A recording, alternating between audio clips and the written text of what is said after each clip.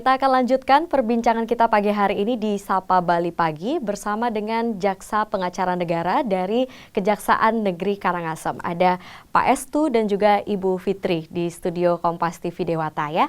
Kita akan lanjutkan perbincangan kita. Kalau tadi sempat diinformasikan bahwa JPN ini mendampingi KPU seperti itu ya. Kalau misalnya ada perselisihan hasil perolehan suara dalam pemilu atau pilkada.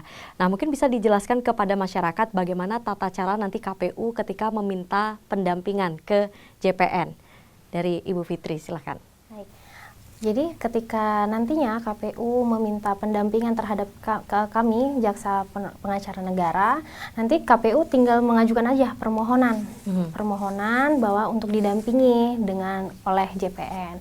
Setelah itu nanti dari kami sendiri juga nanti KPU memberikan surat kuasa khusus kepada Kepala Kejaksaan Negeri yang nantinya Kepala Kejaksaan Negeri sebagai penerima kuasa dan membuat surat kuasa substitusi kepada para JPN. Seperti itu saja sih. Berarti dari KPU itu harus membuat surat kuasa itu dulu ya? Iya, surat kuasa itu sendiri yang nantinya KPU sebagai pemberi kuasa dan Kepala Kejaksaan Negeri sebagai penerima kuasa, dan setelah itu Kepala Kejaksaan Negeri memberikan surat kuasa khusus substitusi kepada para JPN untuk dapat mewakili nanti KPU di dalam mendampingi KPU dalam penyelesaian perselisihan tersebut. Oke, berarti kapan kiranya permohonan perselisihan tersebut dapat diajukan oleh pemohon?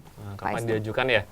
Itu kan tahapan tadi seperti saya bilang ada beberapa perselisihan, ada beberapa sengketa dalam pilkada, yaitu sengketa terkait proses pilkada dan sengketa hasil pemilihan pilkada itu sendiri. Nah, dalam hal sengketa proses pilkada itu sendiri itu dapat diajukan ketika misalnya nih adanya proses verifikasi calon gubernur, calon wakil gubernur, calon bupati, calon wakil bupati, calon wali kota ataupun calon wakil wali kota, dia anggaplah istilahnya protes lah, bahwa ternyata namanya dia dalam verifikasi itu tidak lolos lah, tidak lolos dalam verifikasi tersebut. Kemudian peserta pemilu tersebut dia mengajukan gugatan perdata dan gugatan TUN Tata Usaha Negara ke Pengadilan Tata Usaha Negara. Dalam hal itulah nanti KPU bisa mengajukan permohonan ke kejaksaan itu sendiri untuk didampingi lah, untuk diberikan kuasa kepada JPN dalam mewakili persidangan TUN itu sendiri nanti. Nah, terus kemudian kalau terkait sengketa hasil pemilihan itu nanti pada saat setelah adanya hasil penetapan hasil dari KPU, nah, itu biasanya di akhir mau selesai nih, itu nanti ada penetapan hasil dari KPU. Pada saat itu ketika misalnya ada peserta pemilu, itu baik tadi saya bilang calon gubernur, calon wakil gubernur, dan bupati wali itu, kota. Itu dia mengajukan permohonan ke MK. Dia tidak terima nih atas penetapan hasil KPU, dia bisa mengajukan permohonan ke MK. Nah, pada saat itulah ketika KPU dimohonkan, KPU bisa langsung memberikan surat kuasa ke kita untuk menyidangkannya di MK.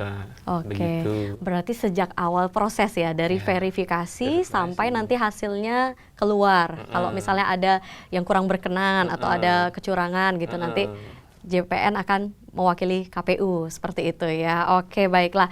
Nanti di akhir siapa yang mengadili perselisihan pilkada ini? Ketika tergantung dilihat dulu untuk yang mengadili. Kalau memang terkait administratifnya pada saat diajukan di PT TUN. Tapi ada upaya hukum yang terakhir yaitu kasasi ke Mahkamah Agung. Namun ketika sudah diputus kasasinya, itu tidak ada upaya hukum lagi di situ. Jadi otomatis KPU wajib untuk melaksanakan dari hasil putusan Mahkamah Agung tersebut. Tapi ketika itu nantinya di Mahkamah Konstitusi, ya berarti Mahkamah Konstitusi yang nantinya akan memutuskan akan mengadili. Final and binding. Kalau di MK gimana tuh, bisa dijelasin? Tidak ada upaya hukum lagi ketika misalnya MK sudah mutus nih. Nah, ternyata penetapan hasil pemilihan itu sudah ini benar nih, nggak ada kecurangan ataupun pelanggaran di sana, itu nggak bisa ada upaya hukum seperti tadi Kalau di TUN kan ada upaya hukum lagi tuh, ke Mahkamah Agung, bisa kasasi. Cuma kalau sudah di MK, nggak ada upaya hukum lagi terkait sengketa perselisihan hasil pilkada. Oke, mungkin nggak ada pembatalan gitu, pembatalan penetapan hasil perhitungan suara? Untuk pembatalan mungkin bisa saja terjadi, gitu. Tapi kan nanti diajukannya di Mahkamah Konstitusi. Sebenarnya ada peradilan khusus, tetapi selagi peradilan khusus itu masih belum ada, jadi diberikanlah kewenangan itu kepada Mahkamah Konstitusi. Jadi nanti Mahkamah Konstitusi yang nanti akan memberikan putusan, dan kami mendampingi KPU. Jadi mendampingi KPU apakah memang benar tetap bisa diteruskan untuk tetap ditetapkan bahwa keputusan hasil akhir tersebut, bisa juga dijadikan pembatalan, tergantung nanti hasil dari Mahkamah Konstitusi tersebut. Oke, bisa terjadi pembatalan tapi tergantung nanti hasilnya seperti apa ya. Betul. Jadi tetap dilihat lagi gitu ya. Ya, Oke, baiklah. Berapa lama biasanya perkara sengketa pilkada ini bisa diputus? Putus sekitar 40 hari. 40 hari ya? Berarti nggak begitu lama ya? Nggak begitu lama. Oke, baiklah. Apakah mungkin juga dilakukan pemungutan suara ulang jika nanti terbukti ada kecurangan? Dari Pak Estu. Nah, terkait pemungutan suara ulang itu sendiri, mungkin bisa saja terjadi.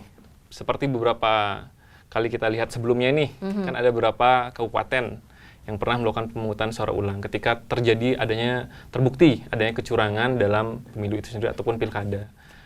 Seperti ada beberapa kasus lah yang dilakukan pemungutan suara ulang, tapi itu kan hal yang pengen kita cegah lah agar tidak terjadi, karena biaya untuk melakukan pilkada ataupun pemilu itu kan besar sekali.